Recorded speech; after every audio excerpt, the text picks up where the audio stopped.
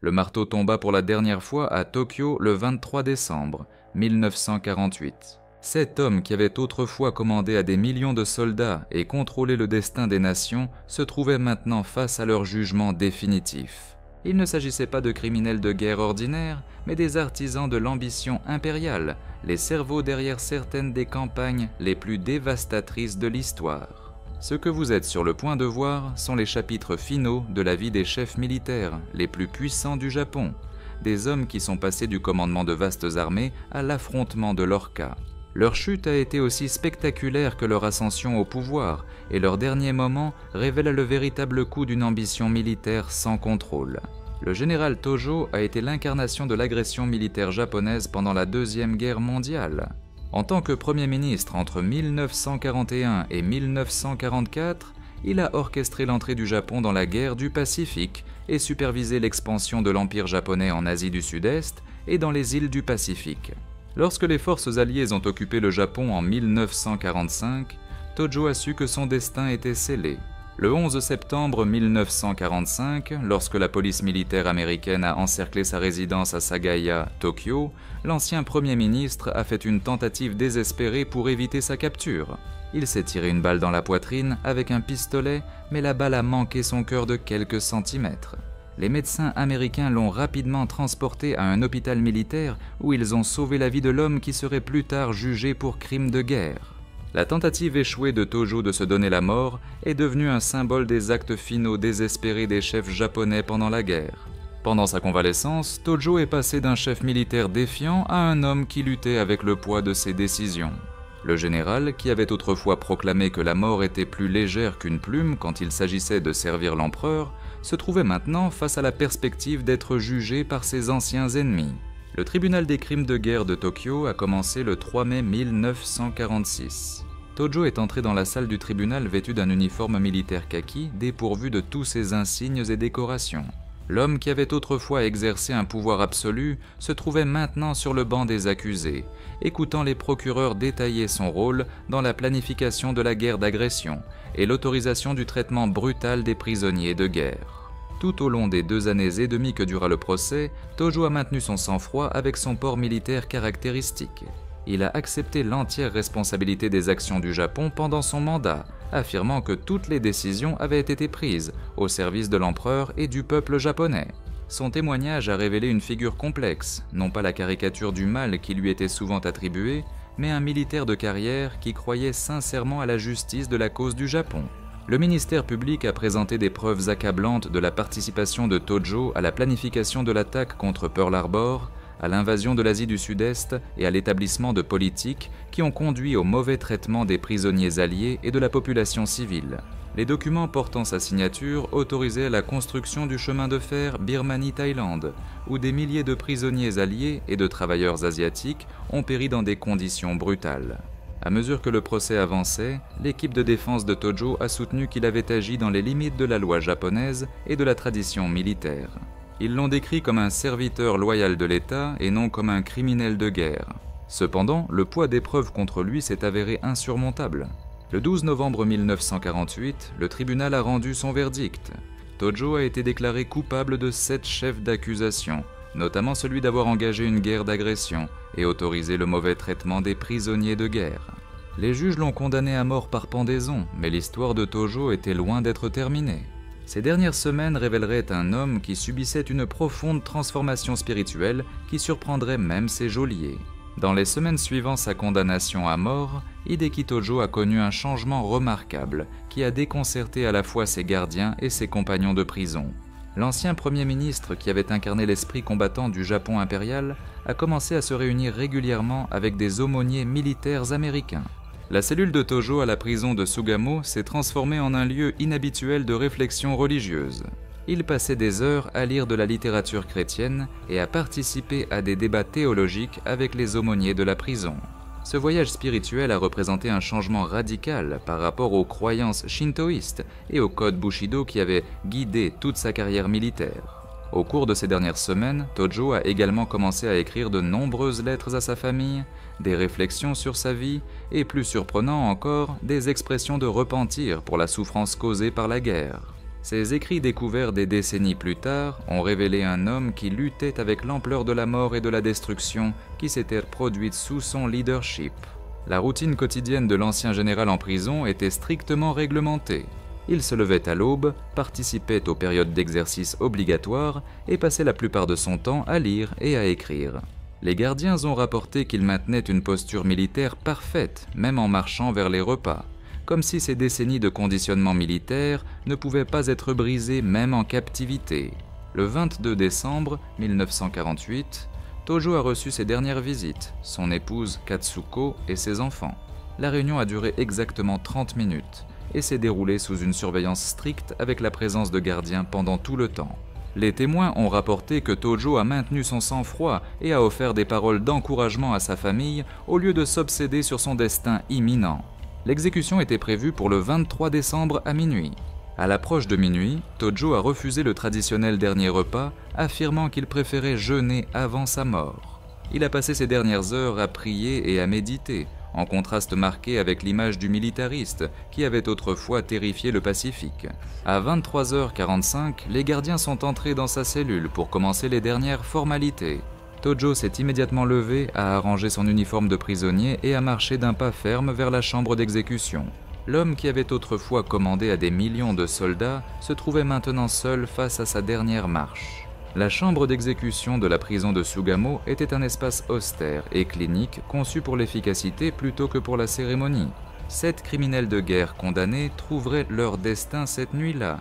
Mais l'exécution de Tojo avait un poids symbolique particulier, car il était l'ancien Premier ministre et l'artisan des politiques de guerre du Japon. Mais avant de témoigner des derniers moments de Tojo et de ses compagnons généraux condamnés, nous devons examiner le cas d'une autre figure puissante, dont les crimes ont choqué même les procureurs endurcis du tribunal de Tokyo. Le général Iwane Matsui a commandé les forces japonaises lors de l'un des épisodes les plus controversés de la guerre du Pacifique, la prise de Nankin en décembre 1937. Ce qui a suivi a été connu sous le nom de massacre de Nankin, un événement qui définirait l'héritage de Matsui et scellerait finalement son destin au tribunal des crimes de guerre de Tokyo. Matsui était un officier militaire de carrière qui avait gravi les échelons pendant la période de modernisation rapide du Japon. Contrairement à certains de ses contemporains qui ont embrassé le nationalisme militant, Matsui avait passé du temps à étudier en Chine et affirmait avoir un profond respect pour la culture et le peuple chinois. Ses antécédents ont rendu son rôle dans les événements de Nankin encore plus complexe et controversé. Lorsque les forces japonaises se sont approchées de Nankin en décembre 1937, Matsui a donné des ordres explicites concernant le traitement des civils et des prisonniers de guerre. Ces directives écrites exigeaient un comportement discipliné et le respect des non-combattants. Cependant, ce qui s'est réellement produit à Nankin avait peu à voir avec ces ordres officiels. Pendant 6 semaines, les soldats japonais ont commis des actes de violence généralisés contre la population civile de Nankin. Les observateurs internationaux, notamment des hommes d'affaires et des missionnaires occidentaux qui sont restés dans la ville, ont documenté des atrocités systématiques contre les civils désarmés. Le nombre exact de victimes reste sujet à controverse, mais les estimations varient entre des dizaines de milliers et plusieurs centaines de milliers. Lors du tribunal de Tokyo, les procureurs ont présenté de nombreuses preuves reliant Matsui à ces faits. Ils ont soutenu que, en tant qu'officier commandant, il était responsable des actions de ses subordonnés, indépendamment de ses intentions déclarées. Les témoignages des témoins et les preuves documentaires ont brossé le portrait d'un commandant qui avait autorisé la violence ou avait manqué à son devoir de l'empêcher. L'équipe de défense de Matsui a soutenu que son client avait en réalité été choqué par les nouvelles des atrocités et avait pris des mesures immédiates pour rétablir la discipline dès qu'il avait été informé de la situation. Ils ont présenté des preuves de ces ordres de soumettre à cour martiale les soldats qui avaient commis des actes de violence non autorisés et de ses efforts pour établir des zones de sécurité pour la population civile dans la ville. Le général lui-même a maintenu tout au long du procès qu'il n'avait jamais eu l'intention de faire du mal à la population civile et qu'il regrettait profondément les événements qui s'étaient produits sous son commandement. Son témoignage a révélé une figure complexe, un militaire professionnel pris entre son respect authentique pour la culture chinoise et la réalité brutale de la guerre dans les années 1930. Les examens médicaux effectués pendant son emprisonnement ont révélé que Matsui souffrait de diverses affections liées à l'âge qui avaient été aggravées par le stress du procès. À 70 ans, il était l'un des accusés les plus âgés du tribunal et son état physique s'est considérablement détérioré au cours du long processus. Malgré son âge avancé et sa santé fragile, Matsui a maintenu sa dignité tout au long du procès. Il a répondu aux questions de manière directe et a accepté la responsabilité des événements qui s'étaient reproduits sous son commandement, bien qu'il ait maintenu qu'il n'avait pas eu l'intention que des atrocités se produisent. Le 12 novembre 1948, le tribunal a déclaré Matsui coupable de crimes de guerre et de crimes contre l'humanité liés au massacre de Nankin. Les juges ont déterminé que son incapacité à empêcher les atrocités commises par les troupes sous son commandement constituait une négligence criminelle. Indépendamment de ses intentions déclarées ou de ses tentatives ultérieures de rétablir la discipline, la peine de mort imposée à Matsui a été l'un des verdicts les plus controversés du tribunal de Tokyo. Contrairement à d'autres généraux condamnés qui avaient clairement autorisé la guerre d'agression, le cas de Matsui s'est concentré sur la question de la responsabilité du commandement et sur la mesure dans laquelle les chefs militaires pouvaient être tenus responsables des actions de leurs subordonnés. Tandis que Matsui attendait son exécution aux côtés de ses compagnons généraux condamnés, son cas a continué à générer un débat sur la nature du leadership militaire et la responsabilité morale à la guerre. Mais son histoire serait bientôt éclipsée par un cas encore plus percutant, celui d'un général dont les crimes s'étendaient bien au-delà du champ de bataille.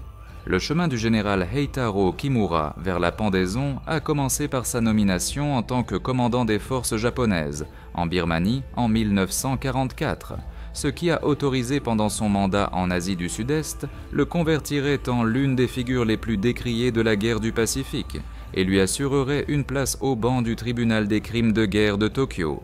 Kimura s'était forgé une réputation d'administrateur efficace et d'expert en logistique au sein de la hiérarchie militaire japonaise. Ses compétences organisationnelles le rendaient idéal pour gérer les lignes d'approvisionnement complexes et les projets d'infrastructures dont le Japon avait besoin pour maintenir son contrôle sur l'Asie du Sud-Est. Cependant, ces mêmes talents administratifs deviendraient des instruments d'une énorme souffrance humaine. Le projet du chemin de fer Birmanie-Thaïlande, également connu sous le nom de chemin de fer de la mort, est devenu l'héritage le plus infâme de Kimura. Cette ligne ferroviaire de 415 km a été conçue pour fournir une route d'approvisionnement aux forces japonaises en Birmanie, en évitant les routes maritimes qui étaient de plus en plus menacées par la puissance navale alliée. La construction a nécessité une énorme quantité de main-d'œuvre dans des conditions extrêmement difficiles. Kimura a autorisé l'utilisation de prisonniers de guerre alliés et de travailleurs civils de toute l'Asie du Sud-Est pour la construction du chemin de fer. Ces ordres spécifiaient des délais d'achèvement agressifs qui privilégiaient la vitesse au bien-être humain. L'efficacité administrative du général s'est traduite par un système brutal qui traitait les êtres humains comme des ressources jetables. Plus de 60 000 prisonniers de guerre alliés ont travaillé sur le projet ferroviaire sous la supervision de Kimura. Ces hommes, déjà affaiblis par des mois ou des années de captivité, ont été forcés d'effectuer des travaux épuisants dans des conditions tropicales avec une nourriture, des soins médicaux et un abri inadéquat. Le taux de mortalité parmi les prisonniers a atteint des niveaux catastrophiques. Encore plus dévastateur a été le sort des environ 200 000 travailleurs civils recrutés en Birmanie, Thaïlande, Malaisie et autres territoires occupés. Beaucoup de ces travailleurs s'étaient vus promettre des salaires justes et des conditions dignes, mais se sont retrouvés piégés dans un système de travail forcé qui montrait peu de respect pour la vie humaine. Lors du tribunal de Tokyo, les survivants ont témoigné des conditions qu'ils avaient endurées sous le commandement de Kimura. Les anciens prisonniers ont décrit des journées de travail de 18 heures, des rations de famine et des châtiments brutaux pour ceux qui ne pouvaient pas respecter des quotas impossibles. Les officiers médicaux ont témoigné sur les maladies tropicales qui ravagèrent la main-d'œuvre tandis qu'on lui refusait l'approvisionnement en médicaments adéquats. Le ministère public a présenté des documents portant la signature de Kimura qui autorisaient des augmentations des quotas de travail malgré les rapports sur l'augmentation des taux de mortalité parmi les travailleurs. Ces rapports administratifs au siège de Tokyo révélaient un calcul froid qui mesurait les progrès en termes de kilomètres de chemin de fer achevés plutôt qu'en vies humaines perdues. L'équipe de défense de Kimura a soutenu que son client avait suivi les ordres des autorités supérieures et avait été soumis à une énorme pression pour achever le projet ferroviaire. Ils ont affirmé qu'il avait travaillé dans les limites des conditions de guerre et des ressources limitées pour assurer le bien-être des travailleurs et des prisonniers. Cependant, les preuves présentées au procès ont brossé un tableau différent. Les témoins ont déclaré que Kimura avait rejeté les demandes d'approvisionnement en médicaments et de rations alimentaires supplémentaires, affirmant que l'achèvement du chemin de fer avait la priorité sur le bien-être des travailleurs. Dans ses propres rapports au siège central, il se vantait de respecter les délais de construction malgré les taux élevés de pertes. Le comportement du général lors du procès reflétait sa formation bureaucratique. Il a répondu aux questions avec précision technique et a tenu des registres détaillés même pendant son emprisonnement. Son témoignage a révélé un esprit qui compartimentait la souffrance humaine comme un problème administratif à gérer plutôt que comme une crise morale exigeant une action. Le 12 novembre 1948, le tribunal a déclaré Kimura coupable de crimes de guerre liés au mauvais traitement infligé aux prisonniers de guerre et aux populations civiles. Les juges ont déterminé que son rôle administratif dans l'autorisation et le maintien des conditions du chemin de fer de la mort constituait une violation claire du droit international et de la décence humaine élémentaire. La peine de mort pour Kimura représentait la justice pour les milliers de personnes qui avaient péri sous son efficacité administrative. Mais son cas a également soulevé des questions troublantes sur la façon dont les processus bureaucratiques ordinaires pouvaient devenir des instruments de souffrance massive lorsqu'ils étaient séparés des considérations morales. Tandis que Kimura attendait son exécution, il a continué avec ses habitudes méticuleuses de tenue de registre, tenant des journaux détaillés sur la vie en prison et écrivant de longues lettres à sa famille. Ces dernières semaines révéleraient si l'homme derrière la machinerie administrative était conscient du coût humain de son efficacité. Le général Akira Muto représentait un type différent de chef militaire japonais, celui qui avait gravi les échelons du renseignement et d'officier d'état-major de l'armée, plutôt que par le commandement de terrain. Son esprit analytique et sa pensée stratégique l'avaient rendu un atout inestimable pour le leadership militaire du Japon. Mais ces mêmes qualités contribueraient finalement à sa chute au tribunal des crimes de guerre de Tokyo. La carrière militaire de Muto s'était fondée sur sa capacité exceptionnelle à analyser des situations stratégiques complexes et à développer des plans opérationnels intégraux. Il avait occupé divers postes d'état-major tout au long des années 1930 et du début des années 1940, se gagnant la réputation d'être l'un des penseurs stratégiques les plus capables de l'armée. Sa nomination en tant que chef d'état-major de l'armée japonaise aux Philippines en 1944 l'a placé au centre des tentatives désespérées du Japon de maintenir le contrôle de ce territoire stratégiquement crucial. La campagne des Philippines deviendrait l'un des théâtres les plus brutaux de la guerre du Pacifique, avec des conséquences dévastatrices tant pour le personnel militaire que pour la population civile.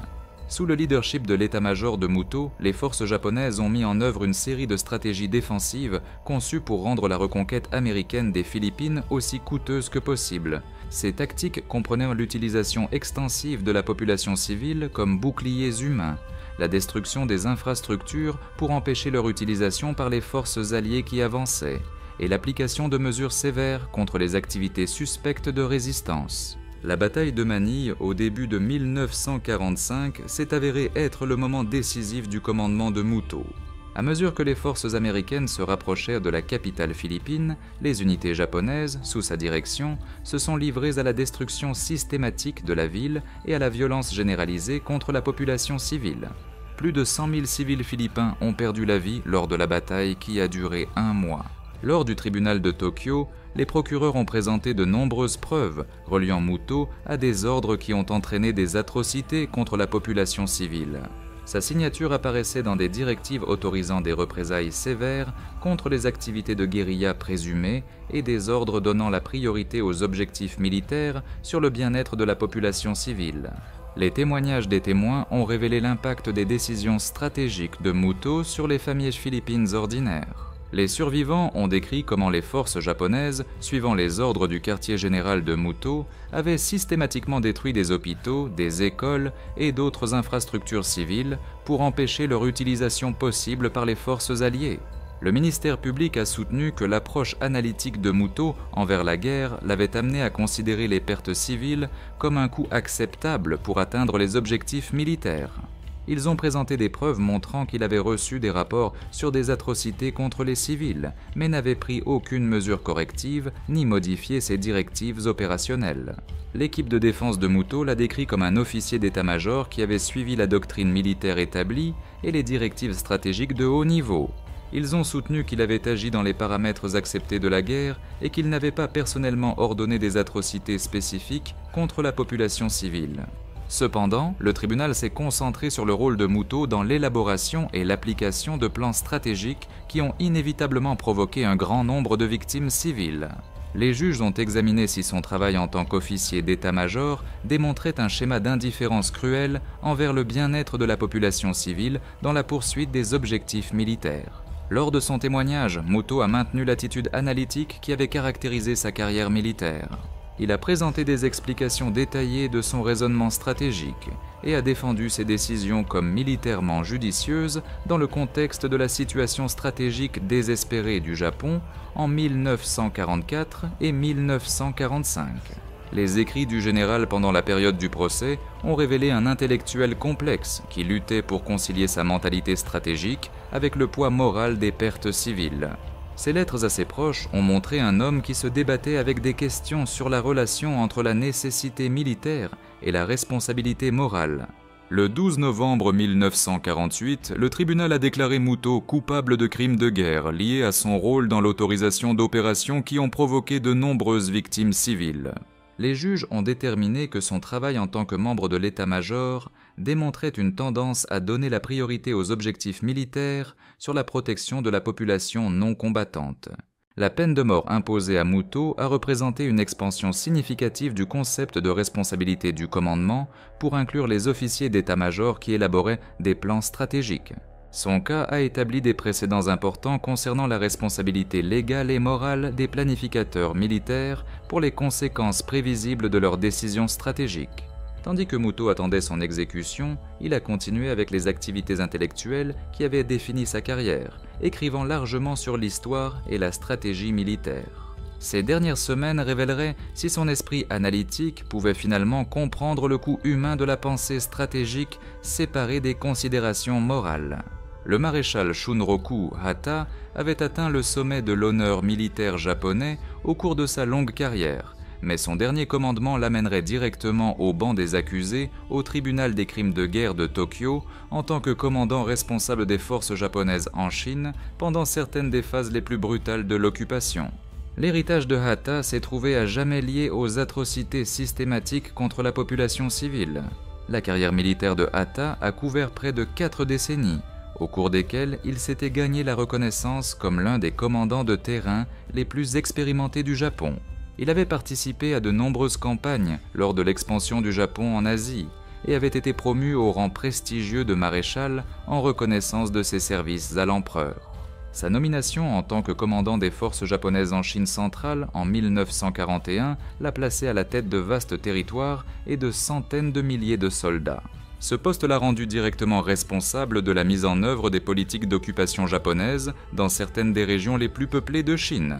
Sous le commandement de Hata, les forces japonaises ont mené des campagnes systématiques de terreur contre la population civile chinoise, soupçonnée de soutenir les activités de résistance. Ces opérations, euphémistiquement appelées campagnes de pacification, impliquaient la destruction de villages entiers et l'élimination de la population dans les zones considérées comme hostiles à la domination japonaise. La politique infâme des 3 tout, tuer tout, brûler tout, détruire tout, a été largement appliquée dans les territoires sous le commandement de Hata. Cette stratégie visait à refuser les ressources et le soutien aux forces de résistance chinoises en éliminant l'infrastructure civile qui les soutenait. Le coût humain de cette politique a été dévastateur. Lors du tribunal de Tokyo, les procureurs ont présenté des preuves montrant que Hata non seulement avait autorisé ces campagnes brutales, mais avait activement supervisé leur mise en œuvre. Ces rapports de terrain au siège de Tokyo détaillaient les progrès des opérations de pacification en termes de villages détruits et de populations éliminées. Les survivants des campagnes de Hata ont témoigné sur la nature systématique des atrocités commises par les forces sous son commandement. Les témoins ont décrit comment les unités japonaises arrivaient dans les villages avec des listes préparées de présumés sympathisants de la résistance et procédaient à l'élimination de familles entières liées à ces personnes. Le ministère public a soutenu que la mise en œuvre de la politique des 3 exterminations par Hata constituait un génocide, une tentative systématique d'éliminer une partie de la population chinoise par la violence organisée. Ils ont présenté des preuves documentaires montrant qu'il avait reçu des rapports détaillés sur l'ampleur des pertes civiles, mais qu'il avait continué et même intensifié ses opérations. Les experts médicaux ont témoigné sur les méthodes utilisées par les forces sous le commandement de Hatta, décrivant des schémas systématiques de violence indiquant une brutalité organisée et non spontanée. La précision clinique de ces atrocités suggérait une planification et une coordination minutieuse au plus haut niveau du commandement. L'équipe de défense de Hatta a soutenu que son client appliquait la doctrine militaire japonaise établie en réponse à la guerre de guérilla généralisée. Ils ont affirmé que les mesures sévères étaient des réponses militairement nécessaires aux tactiques de guerre irrégulières employées par les forces de résistance chinoises. Cependant, le tribunal a examiné si l'ampleur et la nature systématique des pertes civiles sous le commandement de Hatta allaient bien au-delà de ce qui pouvait être justifié comme nécessité militaire. Les preuves suggéraient une politique délibérée de terroriser la population civile plutôt que des opérations légitimes de contre-insurrection. Lors de son témoignage, Hatta a maintenu la composition d'un officier militaire de carrière, acceptant la responsabilité des opérations sous son commandement et défendant leur nécessité militaire. Ces réponses ont révélé une mentalité qui considérait les pertes civiles comme des conséquences inévitables des opérations militaires efficaces contre les forces irrégulières. Les écrits du maréchal pendant le procès ont montré un homme qui luttait pour comprendre pourquoi les actions qu'il considérait comme militairement judicieuses étaient qualifiées de criminelles. Ces lettres ont révélé la vision du monde d'un officier de carrière qui avait passé des décennies à voir la guerre à travers le prisme de l'efficacité militaire plutôt que des restrictions humanitaires. Le 12 novembre 1948, le tribunal a déclaré Hatta coupable de crimes de guerre et de crimes contre l'humanité liés à la mise en œuvre de politiques systématiques qui ont provoqué des victimes civiles massives. Les juges ont déterminé que l'ampleur et la nature organisée des atrocités commises sous son commandement constituaient des violations claires du droit international. La peine de mort pour Hatta représentait la justice pour les innombrables civils chinois qui avaient péri sous ses campagnes de pacification. Son cas a établi des précédents juridiques importants concernant la responsabilité des commandants militaires pour la mise en œuvre de politiques qui ciblent systématiquement la population civile. Tandis que Hatta attendait son exécution, il a continué à maintenir son port et sa discipline militaire. Ces dernières semaines mettraient à l'épreuve si des décennies de formation militaire pouvaient préparer un homme à la conséquence définitive de ses décisions de commandement. Parmi les criminels de guerre condamnés qui attendaient leur exécution, se trouvait une figure qui se distinguait des généraux militaires. Koki Hirota, le seul civil parmi les condamnés à mort. En tant qu'ancien Premier ministre et ministre des Affaires étrangères, Hirota représentait le leadership politique qui avait guidé le Japon vers la guerre agressive et l'alliance avec l'Allemagne nazie. Le chemin de Hirota vers le tribunal était unique parmi les condamnés. À la différence des chefs militaires qui avaient commandé des troupes au combat, ces crimes relevaient de la diplomatie et du leadership politique. En tant que ministre des Affaires étrangères de 1933 à 1936 et Premier ministre de 1936 à 1937, il avait joué un rôle crucial dans la configuration de la politique étrangère agressive du Japon. Pendant son mandat de ministre des Affaires étrangères, Hirota avait supervisé la négociation du pacte anti-Comintern avec l'Allemagne nazie, jetant les bases de l'alliance de l'Axe qui finirait par conduire à la guerre mondiale. Ces initiatives diplomatiques ont isolé le Japon des démocraties occidentales et ont aligné le pays sur les puissances fascistes d'Europe. Le ministère public du tribunal de Tokyo a soutenu que les politiques diplomatiques d'Hirota avaient rendu inévitable la guerre agressive. Ils ont présenté des preuves démontrant que ces négociations avec l'Allemagne et l'Italie avaient été conçues spécifiquement pour créer une alliance militaire contre les États-Unis et la Grande-Bretagne. Hirota avait également été Premier ministre pendant les premières phases de l'expansion des opérations militaires japonaises en Chine. Son gouvernement avait approuvé le déploiement de troupes supplémentaires en Chine et avait autorisé les politiques agressives qui ont conduit à la guerre à grande échelle entre le Japon et la Chine en 1937. À la différence des accusés militaires qui pouvaient prétendre avoir suivi des ordres, Hirota était responsable des décisions politiques qui avaient mené le Japon au conflit mondial. Ces initiatives diplomatiques avaient créé le cadre international dans lequel l'agression militaire japonaise pouvait prospérer. Pendant le procès, des témoins ont témoigné sur le rôle d'Hirota dans les discussions du cabinet concernant les opérations militaires en Chine. Les documents gouvernementaux ont révélé son soutien aux politiques militaires agressives et sa conviction que la guerre avec la Chine était inévitable et souhaitable pour les intérêts stratégiques du Japon. Le ministère public a soutenu que le leadership diplomatique et politique d'Hirota constituait une conspiration pour mener une guerre agressive, ce qui le rendait aussi responsable des atrocités militaires ultérieures que les généraux qui avaient appliqué ces politiques sur le champ de bataille. L'équipe de défense d'Hirota a soutenu que son client était un diplomate de carrière qui avait travaillé dans le cadre du droit international établi pour promouvoir les intérêts légitimes du Japon en matière de sécurité. Ils ont affirmé que ces politiques avaient été des réponses défensives aux menaces perçues des forces communistes en Asie. Cependant, le tribunal s'est concentré sur le rôle actif d'Hirota dans la création du cadre diplomatique pour la guerre d'agression. Les preuves ont démontré que ces politiques avaient été conçues spécifiquement pour préparer le Japon à un conflit militaire avec les puissances occidentales, plutôt que pour préserver la paix en Asie. Pendant son emprisonnement, Hirota a maintenu la dignité propre à un diplomate de carrière. Ses écrits de prison ont révélé un homme qui continuait à croire à la justice de la cause du Japon, même face à la peine capitale pour son leadership politique. Le cas de l'ancien Premier ministre a soulevé des questions importantes sur la responsabilité des chefs politiques pour les actions militaires entreprises par leurs successeurs. Ces initiatives diplomatiques avaient créé les conditions qui ont rendu possible la guerre d'agression, bien qu'il n'ait personnellement pas ordonné d'opérations militaires spécifiques. Le 12 novembre 1948, le tribunal a déclaré Hirota coupable de conspiration pour mener une guerre d'agression et de crimes contre la paix.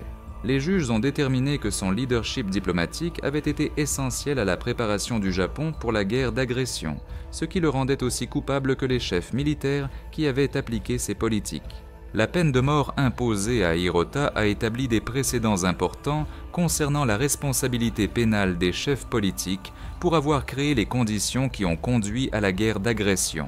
Son cas a démontré que les chefs civils ne pouvaient pas échapper à leurs responsabilités en prétendant qu'ils n'avaient pas personnellement ordonné les opérations militaires. En tant que seul civil parmi les condamnés, les dernières semaines d'Hirota en prison ont acquis une signification symbolique, car elles représentaient le leadership politique qui avait mené le Japon à la guerre mondiale. Le 23 décembre 1948 a commencé comme n'importe quel autre jour à la prison de Sugamo, mais à mesure que minuit approchait, l'atmosphère devint de plus en plus tendue. 7 criminels de guerre condamnés passaient leurs dernières heures sur Terre, chacun affrontant la mort imminente à sa manière. Hideki Tojo a continué ses préparatifs spirituels, se réunissant avec les aumôniers de la prison et consacrant de longues périodes à la prière. L'ancien Premier ministre, qui avait autrefois incarné le nationalisme militariste du Japon, cherchait maintenant du réconfort dans les enseignements chrétiens sur le pardon et la rédemption.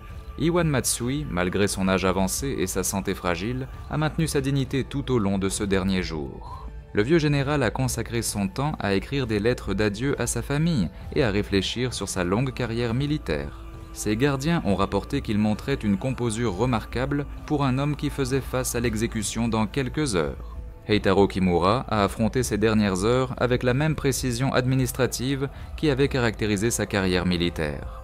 Il a organisé ses effets personnels, complété sa correspondance finale et a tenu des notes détaillées sur les procédures de la prison, même son dernier jour de vie. Akira Muto a continué ses activités intellectuelles jusqu'à la fin, passant ses dernières heures à écrire sur la stratégie militaire et l'histoire. L'officier d'état-major, qui avait planifié des campagnes affectant des millions de vies, concentrait maintenant son esprit analytique sur la compréhension de la signification historique de son propre destin. Le maréchal Shunroku Hata a maintenu une conduite militaire irréprochable tout au long de son dernier jour. L'officier de carrière qui avait commandé de vastes armées faisait maintenant face à sa dernière épreuve de discipline militaire en se préparant à affronter la mort avec la même résolution stoïque qu'il avait exigée de ses troupes.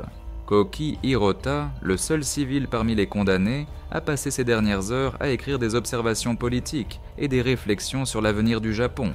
L'ancien diplomate, qui avait aidé à créer les conditions de la guerre mondiale, contemplait maintenant le monde qui émergerait des cendres de ses politiques.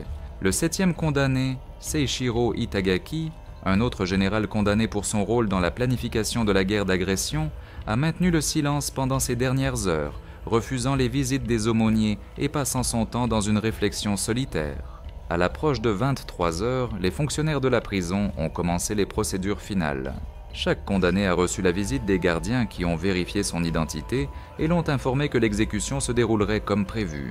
La précision militaire de ces procédures semblait appropriée pour des hommes qui avaient passé leur carrière au sein d'organisations militaires disciplinées. La chambre d'exécution de la prison de Sugamo avait été préparée conformément aux protocoles stricts établis par les autorités d'occupation alliées. 7 potences hétéroprêtes, chacune positionnée pour assurer des exécutions efficaces et simultanées. La signification symbolique d'exécuter tous les criminels de guerre condamnés au même moment n'a pas échappé à ceux qui étaient à présent. À 23h45, les gardiens ont commencé à escorter les condamnés de leurs cellules à la chambre d'exécution. Chacun d'eux a parcouru le dernier couloir accompagné par des gardiens et des aumôniers. Bien que plusieurs des condamnés aient refusé l'assistance religieuse pendant leur dernier moment, Tojo menait la procession en marchant d'un pas ferme et en maintenant la posture militaire qui avait caractérisé toute sa carrière. Derrière lui suivaient les autres généraux condamnés et le civil Hirota, chacun affrontant son dernier chemin avec toute la dignité qu'il pouvait rassembler. La chambre d'exécution a été observée par un groupe restreint de fonctionnaires alliés, d'officiers militaires et de journalistes. La présence de ces témoins garantissait que les exécutions seraient dûment documentées et que la nouvelle de la justice finale parviendrait au monde. Exactement à 0h01 du 23 décembre 1948, les sentences ont été exécutées simultanément. Les 7 hommes qui avaient autrefois exercé un pouvoir immense sur des millions de vies faisaient maintenant face à la conséquence définitive de leurs actions pendant la guerre. Leurs morts ont marqué la fin de l'un des procès pour crimes de guerre les plus importants de l'histoire. Les corps ont été incinérés immédiatement après l'exécution et les cendres ont été dispersées en mer pour éviter la création de lieux commémoratifs qui pourraient glorifier les criminels de guerre condamnés. Cette mesure finale a assuré que les hommes qui avaient mené le Japon à une guerre agressive ne laisseraient aucun héritage physique que les générations futures pourraient vénérer. La nouvelle des exécutions est parvenue au Japon et au monde en quelques heures. La mort de ces 7 hommes représentait l'acte final de justice pour les innombrables victimes de l'agression japonaise pendant la Seconde Guerre mondiale. Leurs exécutions ont marqué la fin d'une ère et le début de la transformation du Japon en une nation pacifique et démocratique. L'exécution de ces 7 criminels de guerre à la prison de Sugamo représentait bien plus que le châtiment final de quelques hommes en particulier. Elle a marqué l'aboutissement de la première tentative mondiale de l'humanité de tenir responsables les chefs militaires et politiques des crimes contre la paix, des crimes de guerre et des crimes contre l'humanité. Les cas de Tojo, Matsui, Kimura, Muto, Hata, Hirota et Itagaki ont établi des précédents juridiques cruciaux qui continuent d'influencer la justice internationale actuelle. Leurs procès ont démontré que suivre des ordres ou invoquer la nécessité militaire ne pouvait pas excuser les atrocités systématiques contre la population civile. La transformation de ces chefs autrefois puissants, de commandants de vastes forces militaires en prisonniers condamnés à mort, a révélé la responsabilité ultime que la justice démocratique exige de ceux qui exercent le pouvoir sur d'autres. Leurs dernières heures ont montré à la fois la capacité humaine à la transformation spirituelle et les conséquences inexorables du leadership criminel. Le tribunal des crimes de guerre de Tokyo, malgré ses limitations et ses controverses, a établi des principes de droit international qui continuent de guider les efforts pour prévenir les guerres d'agression et protéger la population civile pendant les conflits armés. Les exécutions du 23 décembre 1948 ont marqué un tournant dans le développement de la justice pénale internationale. Ces 7 hommes avaient atteint les sommets du pouvoir militaire et politique pendant l'un des conflits les plus dévastateurs de l'histoire. Leur chute de l'autorité suprême à la potence a démontré qu'aucune position, si exaltée soit-elle, ne pouvait fournir l'immunité face à la responsabilité pour crimes contre l'humanité. Les conséquences immédiates des exécutions ont causé un choc dans tout le Japon et dans la communauté internationale. Pour de nombreux citoyens japonais, la mort de ces anciens chefs symbolisait la transformation complète de leur nation, qui était passée d'un empire militariste à un territoire occupé. Les exécutions ont servi de rappel clair que l'ancien ordre avait été balayé pour toujours. Dans les mois suivant les exécutions, le Japon a commencé sa remarquable transformation en une société pacifique et démocratique. La nouvelle constitution, rédigée sous la supervision des Alliés, renonçait explicitement à la guerre en tant que droit souverain de la nation. Ce changement radical par rapport à l'idéologie militariste qui avait mené ces 7 hommes à la mort représentait l'une des transformations nationales les plus complètes de l'histoire moderne. La communauté internationale a observé de près comment les précédents établis à Tokyo commençaient à influencer la pensée juridique dans le monde entier. Le concept de crime contre l'humanité, encore relativement nouveau dans le droit international, a gagné une plus grande acceptation et définition grâce aux procédures détaillées et aux sentences du tribunal. Pour les familles des exécutés, les années suivant les exécutions ont apporté à la fois la honte et un processus complexe de réconciliation avec les actions de leurs proches. Beaucoup ont lutté pour concilier leurs souvenirs personnels de père, de mari et de frère avec les preuves documentées des crimes que ces hommes avaient commis ou autorisés. Les victimes des politiques de ces hommes, les survivants du chemin de fer de la mort, du massacre de Nankin, de la destruction de Manille et d'innombrables autres atrocités ont reçu une mesure de justice par ces exécutions. Cependant, pour de nombreux survivants, aucun châtiment ne pouvait vraiment compenser la souffrance qu'ils avaient endurée. L'héritage de leurs procès et exécutions va bien au-delà de la justice immédiate qu'ils représentaient. Les précédents juridiques établis à Tokyo ont influencé le développement des conventions de Genève, la création de la Cour pénale internationale et les efforts continus pour prévenir le génocide et les crimes contre l'humanité dans le monde entier. Le droit pénal international moderne continue de traiter des questions qui ont été abordées pour la première fois dans les cas de ces 7 hommes. Comment la responsabilité du commandement doit-elle être définie? Qu'est-ce qui constitue une connaissance adéquate des actions criminelles des subordonnés? Quand le leadership politique franchit-il la ligne vers la conspiration criminelle? Ces questions restent pertinentes car les tribunaux contemporains traitent des crimes commis en Yougoslavie, au Rwanda, au Cambodge et dans d'autres zones de conflit. L'emplacement physique de la prison de Sugamo n'existe plus. Elle a été démolie il y a des décennies et remplacée par un complexe commercial.